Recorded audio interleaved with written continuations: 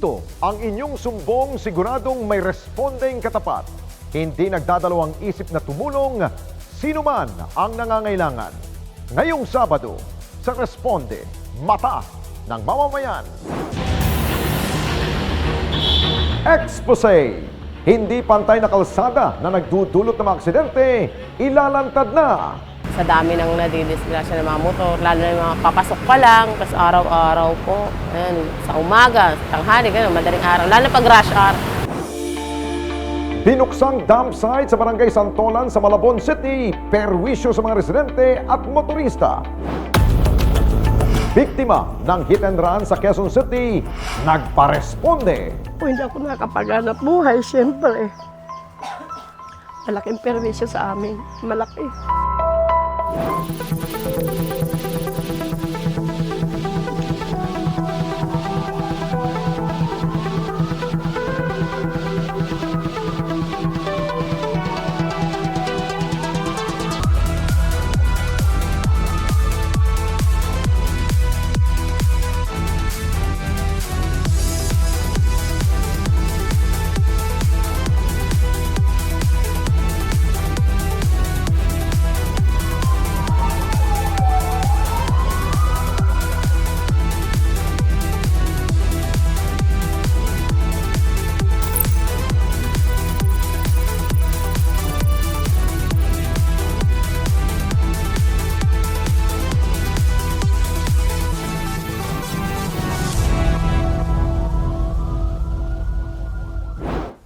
Isang problema sa kalsada na naman ang inilapit po sa Responde.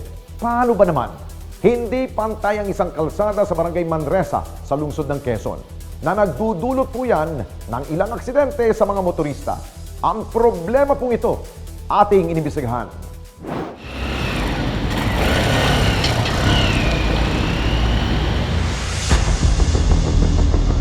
Mga aksidente dahil sa hindi pantay na kalsada.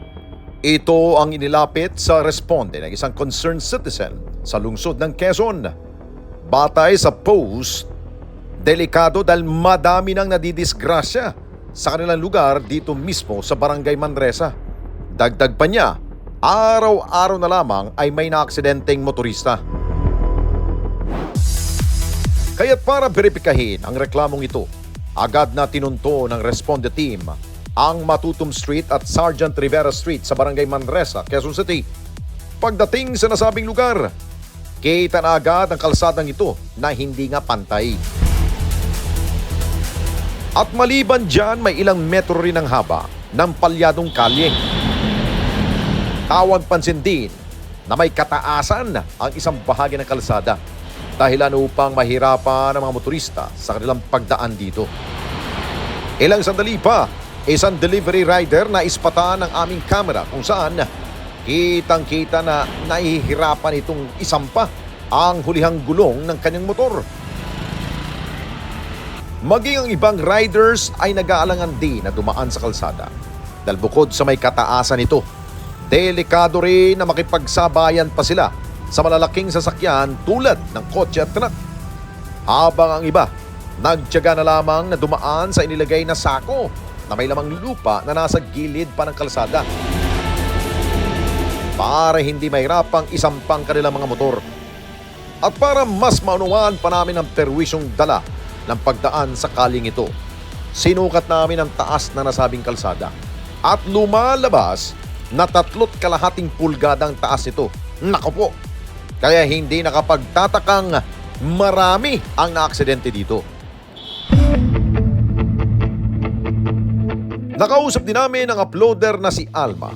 Kwento niya, hindi na mabilang ang nadidisgrasya dahil sa kalsadang ito.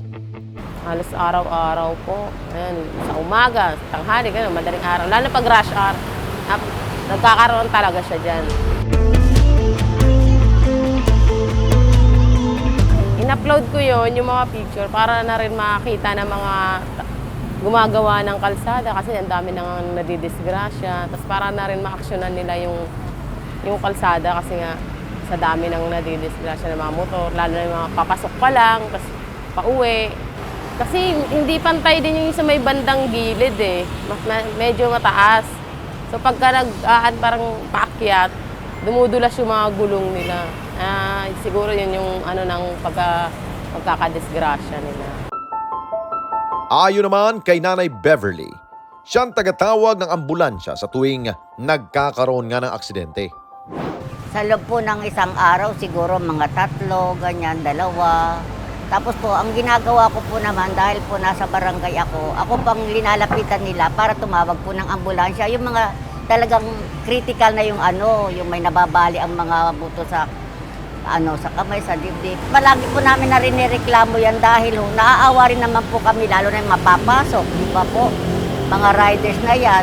Siyempre, hindi po rin naman nila kasalanan kung tutusin dahil ang mga iba naman, akala naman nila, dire-diretso yung walang bako. Pagdating na nila sa dahil aakyat na sila, yun ang hindi nila nakokontrol, yun siguro doon na sila sumesemplang. Ayon pa sa kanya, ang pangakong aayusin ng kalsada tila napako na lamang. Alam ko, nag-action na po ron si Cap, kaso hindi naman po ina-actionan ng taga-EEI. Sabi nila, gagawin na.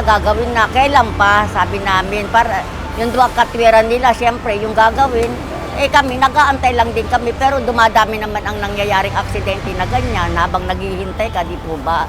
Kaya ang gusto namin sana, ma-actionan ka agad. Malinaw din ang kanilang panawagan sa kinaukulan. Pantay lang kahit islanting lang yung pagpantay para hindi po madisgrasya yung mga motoristang dumadaan po dyan. Dahil karamihan, hindi naman po nila alam na ganyan yung niyan, meron bako talaga na Sana ipantay na nila na pakiayos ng yung kalsada para na rin sa safety ng mga motorista. Para hindi na rin kami kinakabahan kasi nakakatakot talaga, bigla na lang may kakalabog dyan eh. Yun. Nakakaawa naman, lalo na pagpapasok pa lang yung tao, di ba? Walan sila ng income. Ayon sa kapitan ng Barangay Manresa, nagsimula ang mga aksidente magmula ng tinanggalang barrier sa lugar. Hindi man nagkakaroon ng aksidente dyan, yung nandun pa yung barrier, na may harang yan doon eh. Nung naglinis na sila, medyo lumong-luwang na konti, tinanggal yung mga nakaharang ng mga barrier ba tawag doon, doon na nagka-problema. Kasi yung espalto, hindi pantay, mababa doon sa parte na yon. Siya ngayong mga tricycle, motor, pag nababaron, pag akyat nila, dumudulas yung gulong, siya nagkakaroon ng aksidente. Mas delikado nga dyan, pag may parating na truck, tapos bilas lang na nabuwal, patay sila. Pero binanggit ko na rin sa sa Skyway. Sabi nila, oo raw, gagawin daw. Hanggang hindi wala pa namang ginawa. Hanggang Dituaso yan eh. Doon sa bandang Dituaso, hindi ganong mataas. Dito sa Dalas May Matuto, medyo paros 3 na ang kapal ng espalto. 3 o 4. Hindi rin umano niya malaman kung sino ba talaga ang magpapagawa sa kalsadang kanilang inirereklamo. Hindi ko malaman kung DPWS o Skyway. Siyempre, yung Skyway naman na dyan, nagtatayo ng poste eh. At tulad ng ibang residente, agarang responde ang kanilang kailangan. Yung sa Matutom Sergeant Rivera, dapat gawa ng paraan, may espalto man lang. Sana magawa natin ng paraan. Yung malaman kung kanino, kung sa DPWS o sa Skyway yan. Kasi mula nung tinanggal nyo yung mga bato nga nakaharang doon, nakahilera, doon na nakakaproblema. Sana magawa natin ng paraan kasi marami na na aksidente. Huwag natin antayin na madagdagdagan pa. Agad naman kaming nakipag-ugnayan sa DPWH Quezon City 1st District Engineering's Office. Ngunit ayon sa kanila, ang Skyway ang may saklaw na nasabing kalsada dahil sila ang may gawa ng proyekto. Nakipag-ugnayan din ang aming programa sa San Miguel Corporation na siyang nagpagawa ng Skyway Stage 3 sa pamamagitan ng tawag at email upang hingin ang kanilang aksyon sa nasabing reklamo. Bagamat wala kaming sagot na nakuha mula sa kanila, makalipas ang ilang linggo ay nakatanggap ng isang mensaheng responde mula kay Alma na gawa na ang kalsada sa kanilang lugar. Kaya't agad kaming bumalik sa Barangay Manresa para makita ang ginawang kalsada. At tulad ng mensahe sa atin ni Alma, pantay na nga ang kalsada. Kaya ang mga motorista tuloy-tuloy at maayos na ang pagbiyahe rito. Nagpasalamat naman si Alma sa naging responde sa kanilang reklamo. Maganda, nagpapasalamat kami kasi kahit pa paano wala nang nadidisgrasya. Tsaka pantay na yung daan. Hindi na naaabala yung mga motorista na, na dumadaan dito. So wala na aksidente? Wala na. Maganda na yung takbo ng nila biyahe nila. Ang masasabi ko lang po sa kalsadang nagawa, ay nagpapasalamat po ako dahil nagawa na tong kalsada, wala nang nadidisgrasya na motorista. Kasi siyempre po, naawa kami sa mga motorista na papasok sa trabaho na kawawa naman. Kaya malaking pasasalamat po namin na nagawa na po yung kalsada. Maraming salamat po. Sa kabila nito, hindi man sumagot sa aming mga tawag at mensahe. Ang San Miguel Corporation ay pinapaabot pa rin ng programa ang pasasalamat sa kanilang ginawang pagresponde sa reklamo ng ating mga kababayan na napeperwisyo ng hindi pantay na kalsada. Sa anumang proyekto, mapagobyerno man yan o pribado, dapat ay sinasaalang-alang natin ang kaligtasan ng bawat isa. Dahil ang pagpapasawalang bahala ay maaaring magdulot ng kapahamakan at mas malalang problema.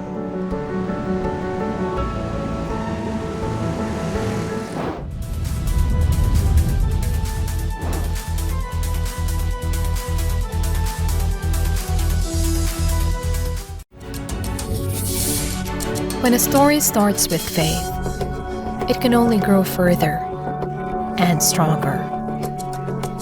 As time passes by, we learn about your story. In an institution of exceptional healthcare, with genuine Christian compassion, we care about you. With a safe, secured, and sanitized environment, accompanied by a team of trusted healthcare professionals, we're built this way to serve you better. By providing affordable health services to general population, we want what's best for you. Because at New Era General Hospital, everyone matters.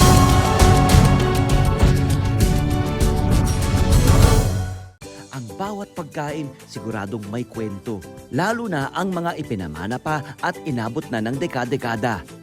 Namnamin ang lasa ng mga pagkaing may nakabubusog na kwento. Isa-serve na ang Savoring Stories sa LTE. Love, Tony Pet and Everything. Monday to Friday, 7 a.m. sa Net 25.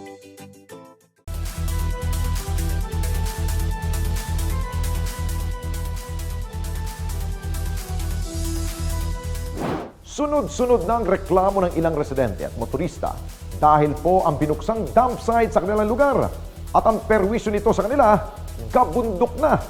Kaya naman, nang makarating ito sa programa, agad na tayong rumisponde.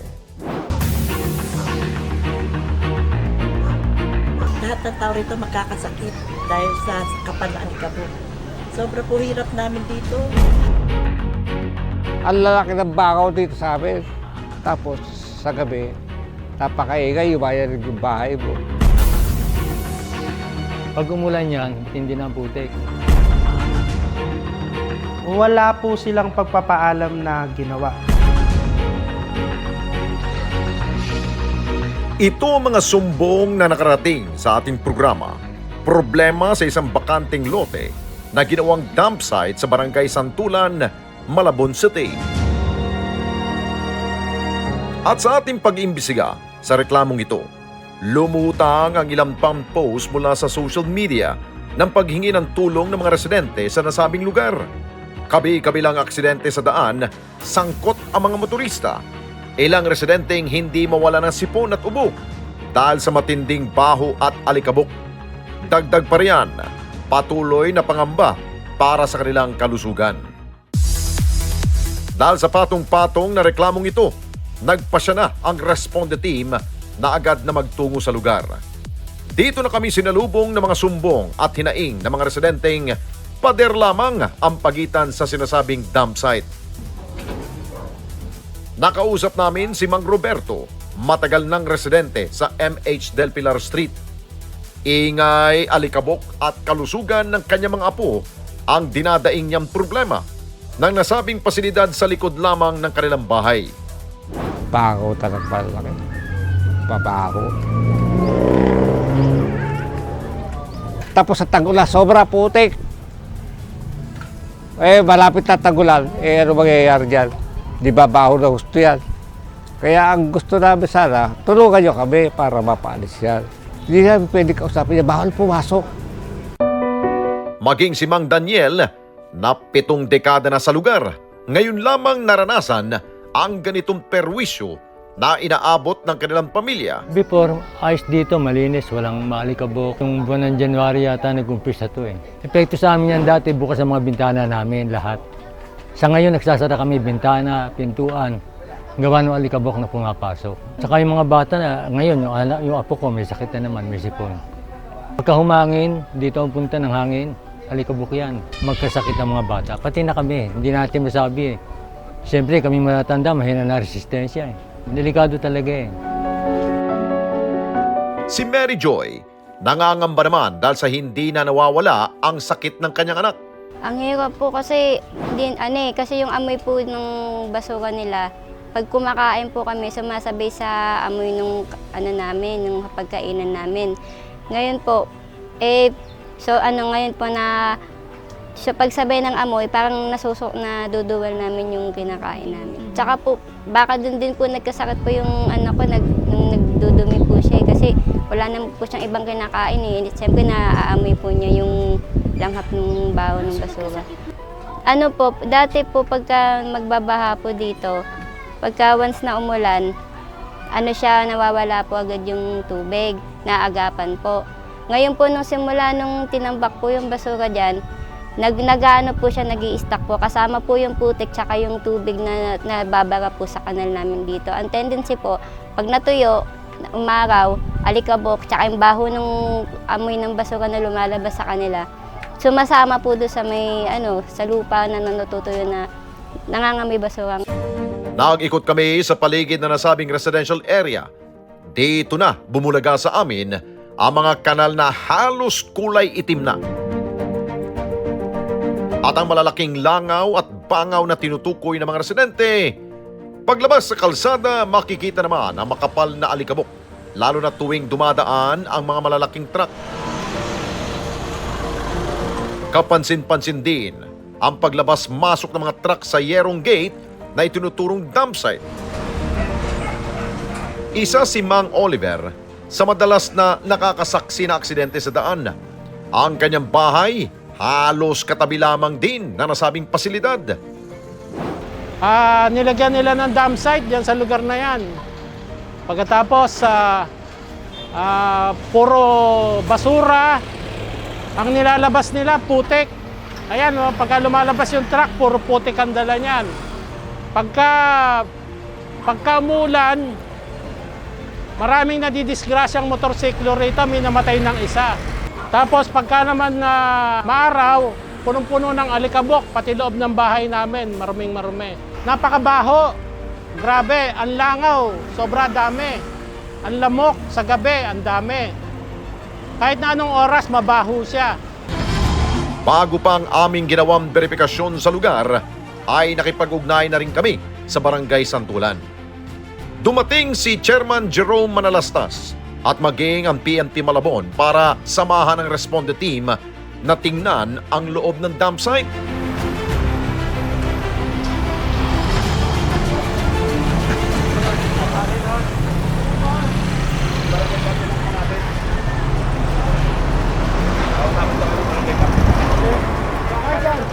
Ay, sir. Pwede ba makapasok, sir? Kasama... Pirang media? Walang sa bus. Bakit daw? Sa barangay na lang po tayo. Hinihingan din namin ng panig ang Barangay Santulan sa kung paano nga ba nagsimula ang operasyon ng nasabing pasilidad. Bali, nung January 2 po kasi, napansin po namin, yun nga, ang kalat po sa kalsada. Kaya po nung kinabukasan ng January 3 ng umaga, pumunta po yung yung Bali, para operation manager nila doon, yung Aljon.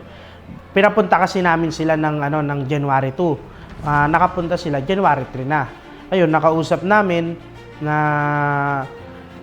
yun nga na tinanong ko, bakit kayo nag-ooperate diyan? Ano ba yung meron diyan? Yun nga daw transportation nga daw ng basura. Tinanong ko, may permit ba kayo? Bakit kayo nag-ooperate nang wala naman kayong permit?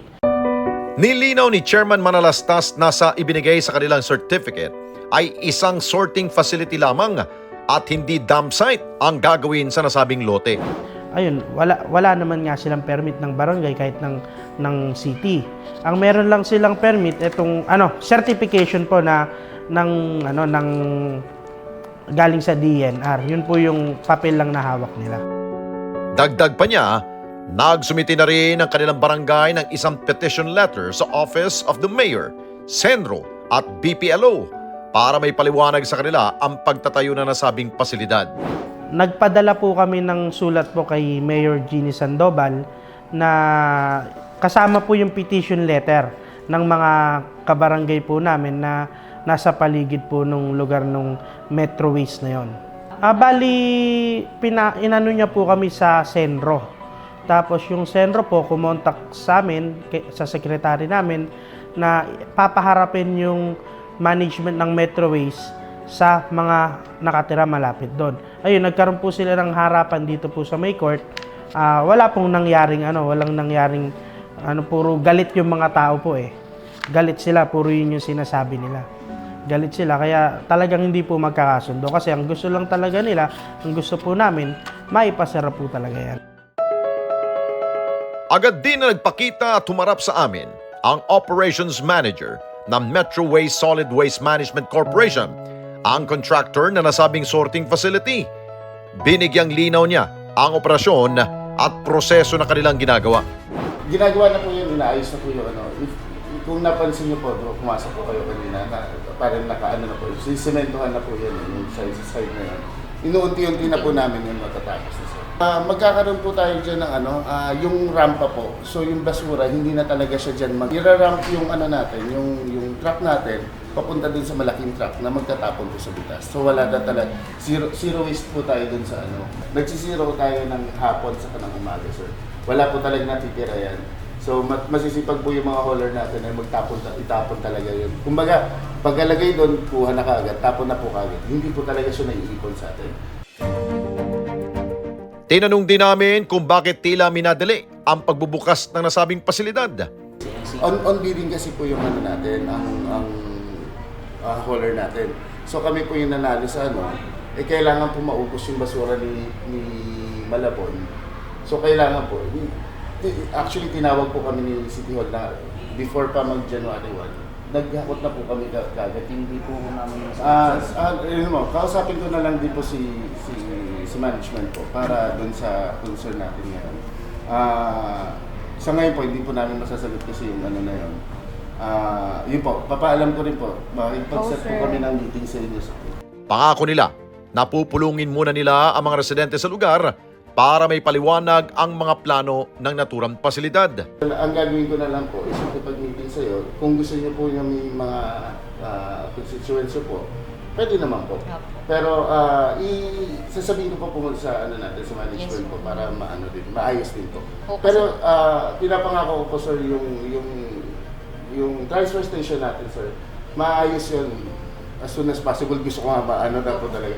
Kasi kahit ako po, nahihirapan din po ako, nahihiya din po ako sa inyo dahil every time na lang na pinapatawag ako dito, nag-explain po ako sa inyo. Agad din nating binisita ang Office of the Mayor ng araw na yon para sa kanilang paliwanag ukol sa nasabing reklamo. Ngunit wala si Malabon City Mayor Jenny Sandoval para humarap sa atin. Isang request letter din ang ipinadala ng programa sa City Environment and Natural Resources Office o Senro ng naturang lungsod.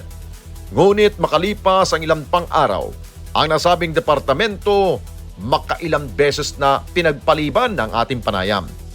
Ito ay sa kabila ng direktiba ng mismong opisina ni Mayor Sandoval na sagutin ang reklamong dala ng programa. Ang Responde team matyagang inantay ang kanilang availability para sa kanilang paliwanag. Pero walang nakuhang sagot ang programa. At makalipas ang ilang linggo sa pamamagitan ng pahayag, nagpaliwanag ang Malabon Senro. Batay sa nasabing statement, isang transfer station facility lamang ang naturang lugar at hindi dump site. Kinakailangan umano ito para madaling makaikot ang mga truck ng basura sa iba pang barangay sa Malabon. Inatasan na rin di umano ni Mayor Sandoval ang lahat ng concerned departments para magsagawa ng inspeksyon sa nasabing pasilidad. Magkakaroon na rin ng pagbabago sa paglalapag ng basura at proseso ng pagtatransfer nito. Maging ang paglilinis ng mga gulong at maging ang kalsada para maiwasan ang putik sa daan. Nagmamaka at nakikiusap, ilipat na lang. Kasi kung sisimentohin po iyan, ganun din po eh. Basara malipat. Huwag dito sa tabi namin. Sa ibang lugar pwede. Mas mahihirapan kami kung bata at matanda magkakasakit dahil sa amoy ng basura nila. Tinatakbuhan na lang namin media. Kasi yung media makakatulong siguro sa amin para mapahinto o mapatigil man lang. Habang hindi nila naayos ng husto yung area na ginagamit nila. Kaligtasan at kalusugan ng ating mga kababayan, itong isa sa dapat na prioridad ng mga namumuno sa ating lipunan. Kaya ang programa hindi titigil na ibunyag ang mga reklamong ito ng ating mga kababayan, lalo na at nangangailangan ng mabilis na pagresponde.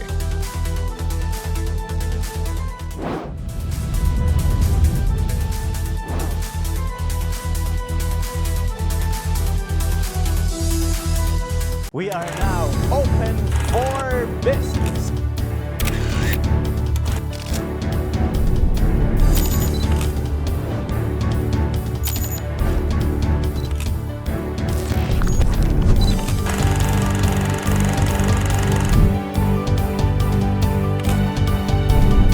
Open for Business with Cesar Vallejos. Every Sunday, 9 p.m.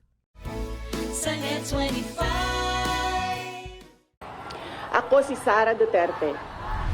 Tatakbo bilang Pangulo ng Pilipinas. Good luck. Yun lamang po.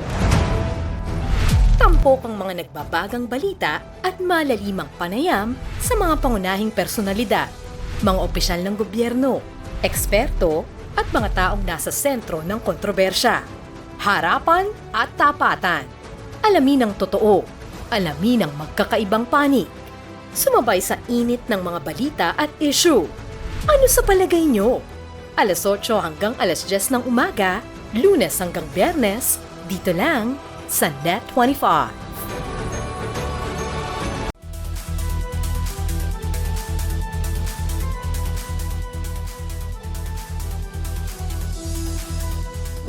Sapul sa CCTV ang pananagasa sa mag-ina sa Quezon City.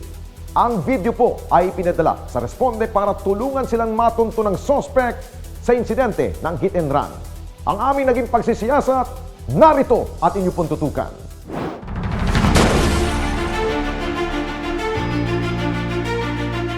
Pasat sugat sa iba't ibang bahagi ng katawan. Itong pinsalang inabot na mag-ina matapos silang mabiktima ng hit and run. Dahil na nakabangga sa kanila, tila nilamon na rin ang dilim sa bilis nitong mawala. Itong reklamong inilapit sa responde at ang kuha ng CCTV footage ipinadala ng mga biktima sa programa. Sa video, kitang-kita ng salpukin na sasakyan na ito ang motor kung saan nakasakay ang mag-ina. Sa lakas ng pagkakabunggo sa motor, humagis at gumulong pa ang mga biktima. Habang ang sasakyan na nakabundol ay dire-diretso lamang sa pagmamaneho. Ang insidenteng ito ay nangyari sa panulukan ng Commonwealth Avenue at Jordan Plains sa barangay Santa Monica sa lungsod ng Quezon. Matapos mapanood ang video ito, panahon na para puntahan at kumustahin natin ang mga biktima. Partikular dito, si Nanay Remy. Kwento ni Romeo, patungo sila sa palengke na mangyari ang nasabing insidente. Siguro mga 2:30 nakabiyahe na kami. Kasi may 30 minutes din yung binahay namin kasi mabagal lang naman po talaga yung drive. Kasi angkas ka po yung mama ko eh. Tapos hindi ganun po siya naka-anuhan sa kalsada, yung overtake, ganun, hindi ko siya kasi daan-daan lang po talaga. Tapos yung nakita na naka-signal light na papuntang Nova, Jordan, doon na kami sinalpok, inabot. Tapos yung pagsalpok sa amin, hindi man lang siya uminto, diretso lang din. Dito na rin niya itinitalye ang mga kasunod na nangyari sa kanilang mag-ina. Sumilapan yung motor ko, inayaan ko na. Tapos yung pagbagsak ko pahiga, tapos si mama, sabi kami gumulong eh. Si mama ko naitaoan eh. Hinawakan ko agad pinupo ko na agad para makapagpahinga na Kasi hindi ko siya inayaan mapaidlip eh. Hinanap na. Nang namalayan ko ng sarili ko, nang tinayo ako ng anak ko nung bumagsak na kami. Yun, parang nag-ano ng paningin ko. Parang naglalabo na ganun. Kasi puro dugo ko na to siya. Naniniwala si Romeo na may iniiwasang ibang sasakyan ng driver na bumangga sa kanila. Oo, sa isip ko lang, siyempre driver naman siya eh. Ako, driver din ako. Nakita naman niya ako naka-signal light, tsaka hindi ko naman kinain yung linya nila sa kabila. Tsaka lamang ako dito kasi nakagilid na ako eh. Kita naman sa video na nasa gilid na ako, tsaka niya ako inarare. Walang ganong sasakyan. Kasi umaga yun eh. Mga pasado alas 3 na, 3:10 nangyari. Siguro hindi niya napasok sa kanan yung manabela niya kasi tatama rin siya sa taxi. Bagamat malinaw na nakuna ng CCTV ang lahat ng pangyayari, wala naman nakakita sa plate number ng sasakyan na bumangga sa kanila. Sabi nila, gray. Sa iba naman, itim. Panginabulan talaga din, sir, yung plaka eh. Kaso hindi makita eh. Alam ko kasi parang may kapare sa Innova, parang ganun. Kasi malaki yung likuran, Fortuner, parang ganyan. Matinding sugat, pasa at bali sa ilang parte ng kanilang katawan ang inabot na mag-ina. Akala ko nga lang, ito lang ang damage sa akin. Marami pala. Ito, balik ko daw to. Yung tuhod. Tsaka, ito. Dito sa may tagiliran. Tapos dito sa mga ganyan, ito pa kabila. Tapos dito pa. Madami din. Pero higit pa sa sugat ang tinamo ng mag-ina, sa nangyaring aksidente, naperwisyo na rin ang kanilang kabuhayan. Mula, hindi kami makakain na masyado ng maayos. Ang hirap kumilos. Kami yung hinahanap sa palengke. Kasi si mama yung kakilala eh, kasi si mama yung hinahanap eh. Kumbaga, napalugi kami bigla sa nangyari. Malaki talaga, sir, ang apekto sa amin. Kagaya niyan. Kami lang mag-iina. Asawa ko, naka-stroke yan. Gamutan pa. Ako hindi ako nakapaghanap buhay, siyempre. Malaking perwisyo sa amin. Malaki. Hindi naman kami maghanap buhay, hindi kami kakain. Hindi rin umano biro ang gastos nila sa kanilang pagpapagaling. May nag-abot sa amin kasi wala naman kami ganun kalaking pera. May nag-abot-abot, humingi siya ng tulong sa loob ng ospital. Sa sabi niyo, na ano naman siya, natulungan. Imbis ang bill namin ay ganun kalaki, nabawas-bawasan din. Siyempre, kaya sabi ko, wala naman tayo ganun kalaking pera. Dito pa lang sa labas, yung gamot, bibili kami, sariling bulsa. Ang tangi nilang panawagan, lumutang na sana ang taong nakabangga sa kanila. Sana, ang hinihiling ko lang sa kanya, pagod na yung mga anak ko kakahanap sa kanya. Lumitaw man siya, man lang, para mabigyan siya ng justisya. Hey, kung napapanood mo to, boss, sana magpakita ka sa amin. Makonsensya ka sana. Sinubukan rin naming tuntunin ang iba pang dinaanan ng driver. Sa CCTV video na nakuha namin sa Barangay Kaligayahan, kitang-kita ang pagdaanan na sabing sasakyan. Ngunit hindi pa rin mabasa ang plate number nito, maging ang conduction sticker sa lahat ng kanyang nadaanan. Ayon sa MMDA, may mga pagkakataon talaga na hindi nababasa ang plate number ng isang sasakyan. meron ding chance na ma-identify natin yung plate number ng mga involved vehicles doon sa hit and run. Kasi nga, may mga instance na malinaw yung kuha ng ating CCTV camera. Meron namang time na talagang nagkakaroon ng effect sa vision ng ating mga operator ng CCTV, like masyadong madilim, tapos nakaharap sa view ng CCTV yung headlight ng mga sasakyan. So, nagkakaroon kami ng difficulty of identifying the plate number ng vehicles involved. Well, may mga time talaga na hirap yung kahit sino man sa amin or sa PNP na mabasa yung involved na vehicle. Pero nasa investigador siguro yon kung palalawakin lang yung pag-i-investigation siguro. May chance na magkaroon sila ng lead kasi yung type ng vehicle, saka kulay ng vehicle, saka yung trail kung saan nanggaling, baka pwedeng imbestigahan ng assigned investigator. Baka pag nasipagan yung investigador, baka ma-identify din kung sino yung involved na vehicle doon sa incident. Inilapit din ang programa sa PNP Highway Patrol Group ang pangyayari. Anila kasalukuyan nilang ginagawang lahat upang matukoy ang sasakyan na sangkot sa nangyaring hit and run incident. Nananawagan po kami doon po sa sasakyan na nakita po namin na ito po ay yung isang black na sasakyan at i-announce po natin at bibigyan po namin kayo ng update. Total, nasa amin na po yung inyong video.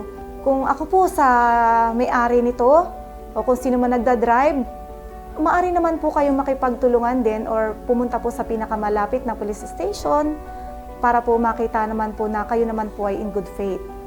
Dagdag pa nila, maraming paraan upang mahuli ang sasakyan na nasangkot sa mga ganitong insidente.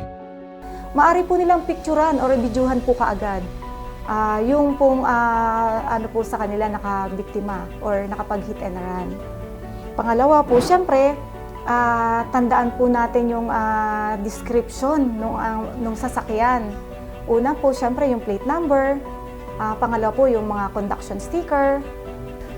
Syempre po yung make and type ng ating sasakyan. Ito po ba ay Nissan, Toyota, Mazda at kung ano-ano pa po. Huwag pong kalimutan kung ano po yung kulay ng sasakyan. At kung hindi man po natin doon sa CCTV makita yung malinaw na malinaw, meron na rin po tayong mga enhancer.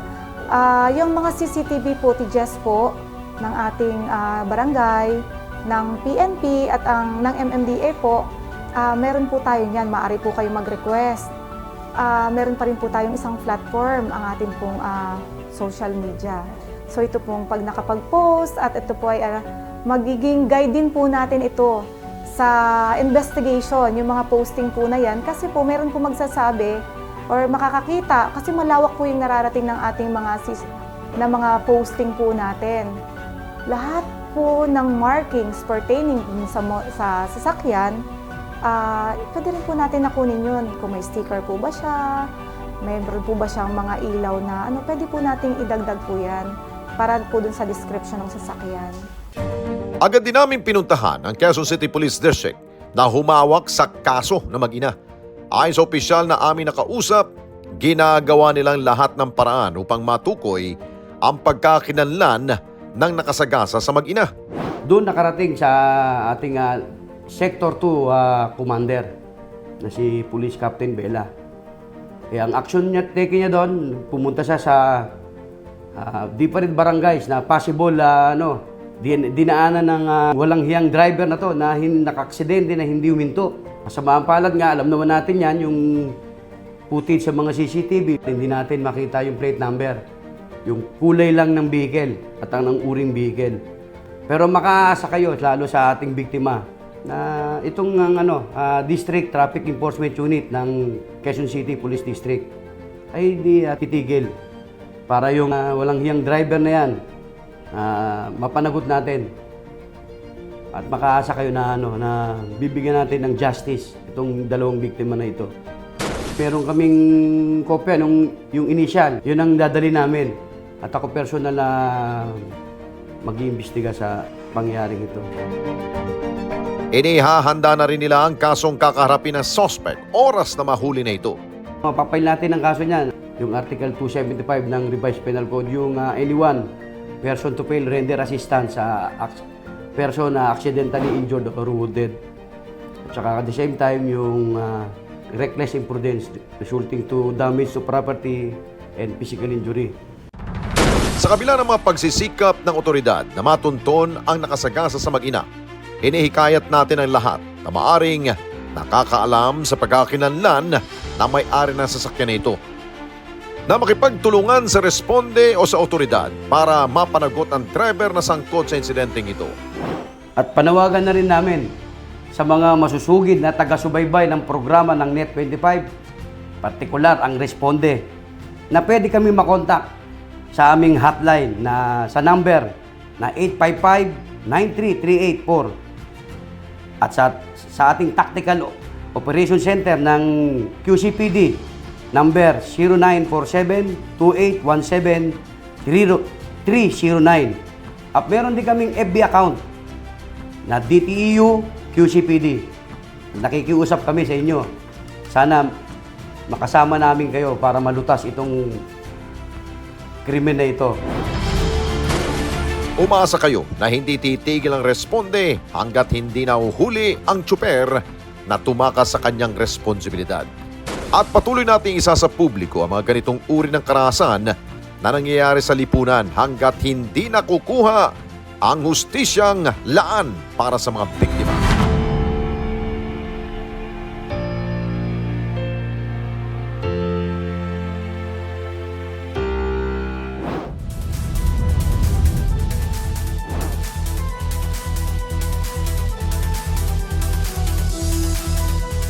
On your way to success?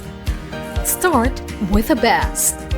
New Era University, where we guide every individual to their natural state of excellence. Enroll now, because New Era University awaits the future we can build together.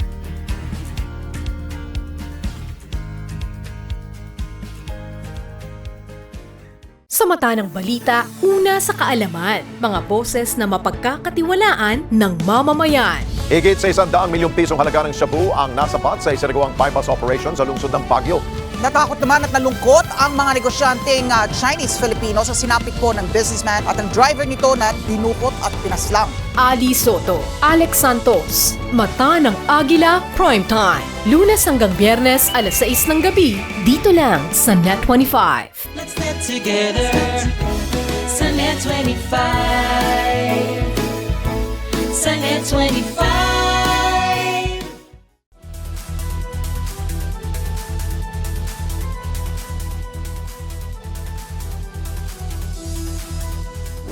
Mapanatiling malinis ang dagat at dalampasigan. Ito ang misyon ng environment group na Pure Ocean.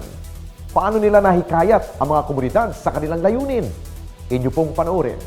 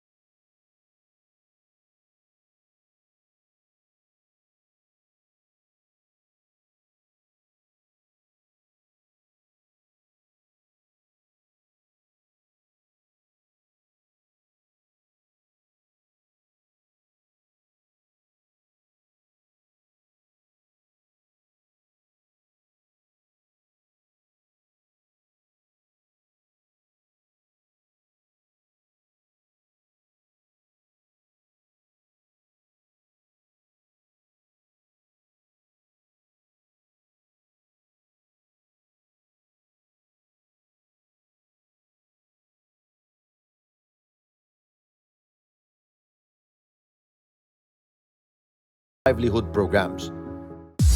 Aming binisita ang Sitio Balanoy na unang natulungan ng grupo. Nakilala namin ang area coordinator na si Cheryl.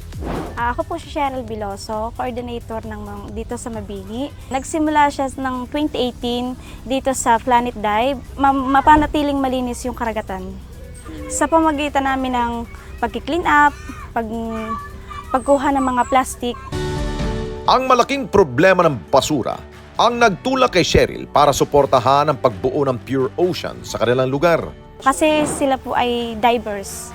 Nakikita po nila yung ilalim ng dagat na talaga pong ang problema ay plastic na kumakapit sa mga coral, na yung plastic kinakain ng isda, na siyang kinakain ng mga tao. Napapansin ko po, nung dumating yung Pure Ocean, nababawasan siya. Sa tulong na din ng mga tao na nakikipag-coordinate sila na yung plastic talaga kailangan natin alisin para naman maging malinis yung ating karagatan. Ang malalakas na alon tuwing masama ang panahon ang siyang nagdadala ng iba't ibang klase ng basura sa kanilang dalampasigan. Lalo na po pagka po bumabagyo. Halos dito po talaga hindi maiwasan na pumunta yung mga basura. Minsan nag-clean up kami nung October, nung nakaraang taon lang, nakakolekta kami ng 200 kilos na plastic. Mga luma na po na siguro po galing po sa yung iba po sa bundok na nadadala po ng mga baha. At sa kabila ng kanilang kalagayan, ayon pa kay Cheryl, hindi naging madali ang pagkumbinsi sa mga tao sa kanilang lugar na tumulong sa kanilang layunin. Kinukumbinsi po namin sila sa tulong po ng mga kabarangay at saka po ng Pure Ocean. Tinutulungan po namin ang community na ituro sa kanila yung tamang pagsegregate ng mga basura. Dito na rin nila naisipan ang programang Basura, Palit Pera. Para naman po may kaunting income yung mga tao na hindi na yung plastic nakalagay lang dyan, hindi binabaliwala nila lang yung plastic. Pero pag pinulot nila yon, hindi pala nila alam may pera pala doon. Yung gupit po, 30 pesos. Maganda po ang feedbacks po nila, maganda yung naitulong ng Palit Pera. Kasi dati po talaga binabaliwala lang nila yung mga plastic. Ngayon po talaga kinokolekta na nila, ginugupit po nila para po pandagdagdag po income nila. Isa sa pangunahing natutulungan ng kanilang proyekto ay ang Barangay Tingloy na nasa kabilang isla. Naisip din po ng aming founder na yung Tingloy, isama po sa kanilang inoobserbahan na talaga pong minsan talaga pag bumabagyo, halos po doon po minsan dumadalo yung mga plastic, mga basura. Ganun po ang problema po talaga nila kung saan dadalhin yung basura. 2019, nag-start na kami na magpunta doon. Isla po siya. Mahirap po talaga siyang puntahan, sa mahal po ng transpo. Kaya po ginawa ng Pure Ocean ng paraan para matutukan ang Tingloy. Ang nakukuha nilang basura sa Tingloy, madalas na mapuno ang 4 na bangka. Pag po kami kumukuha ng plastic sa Tingloy, kada 6 months, ang meron nakukuha po namin ay 4 na bangka. Doon po, may mga kasamahan po kami doon na nagngolekta din po yung pong Palit Pera. Ang nakokolekta po minsan nila sa isang buwan, meron pong 200 kilos na plastic. Natutuwa po sila kasi nagkaroon nga po ng project ang Pure Ocean. Malaking tulong po sa kanila yung plastic Palit Pera. Kasi nung nag-pandemic, halos sa mga tao nga hindi makalis. Ngayon, yun na lang ang kanilang inaabang yung mga paggugupit. Nakakaipon sila doon at doon sila kumukuha ng panggastusin nila. Lalo na yung matatanda, mas tuwa silang maggupit. Bilang matagal ng residente ng Sitio Balanoy, si Cheryl naniniwalang unti-unti nang magbabago ang pananaw ng mga tao sa kanilang komunidad, lalo na sa pag-aalaga ng kalikasan. Para sa akin kasi kailangan dahil tayo din naman ang makikinabang sa malinis na karagatan. Yung tayo na mismo yung manghuhuli ng isda na ating kakainin na ipagbibili. Maganda yung walang nakikita tayong mga plastic. Malaking pagbabago. Malaki yung naitulong talaga ng Pure Ocean sa amin. Kasi dito namulat din yung kung paano talaga yung tamang pagpaprocess ng pag-segregate ng basura. Pasimula nang pumasok yung Pure Ocean. Kasi talaga hindi maiwasan yung pagsisiga ng basura basta itatapon lang sa dagat. Ngayon, nung dumating nga yung Pure Ocean, kinausap itong Sitio Balanoy. Nag-meeting kami, yung tama ba yung tamang pag-segregate ng basura. Yun naman pong iba, nakikinig. Sana naman po yung iba, tuloy-tuloy pa rin po. Para din po to sa amin. Para sa Pure Oceans, malaki ang papel ng mga kabataan para mas mapanatili ang kalinisan ng ating karagatan. Yung minsan yung mga kabataan, katulad ng mga bata, sinasama namin sila sa clean up para matuto sila kung paano yung tamang pagpuproseso ng pagtatapon ng basura. Ipag-segregate, sabi nga nila, madaling mag-clean up pero mahirap mag-segregate ng basura. Minumulat na po namin sa kanila na sana naman po tumatak sa isipan ng mga bata at ng kabataan. Mas mapalawak pa ang kanilang advokasya at maabot ang ilang pang komunidad sa Batangas. Ito ang isa sa kanilang mga plano na balak nilang maisakatuparan. Tulungan nyo kami, magtulungan tayo bilang isang mamayang Pilipino na wag naman po tayong magtapo na kung saan-saan, maging responsable po tayo sa ating mga sarili. Di lang po sa ibang lugar, pati po yung gawin po natin sa ating mismong pamamahay na mag-segregate po tayo ng basura na hindi na po mapunta sa karagatan, na tayo naman po ang makikinabang. Hindi lamang kabuhayan, ngunit higit sa lahat, matulungan ang ating inang kalikasan.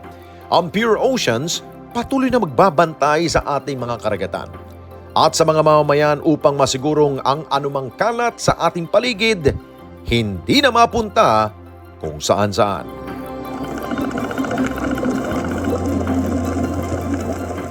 Kami ang Pure Ocean Certified E-Responder.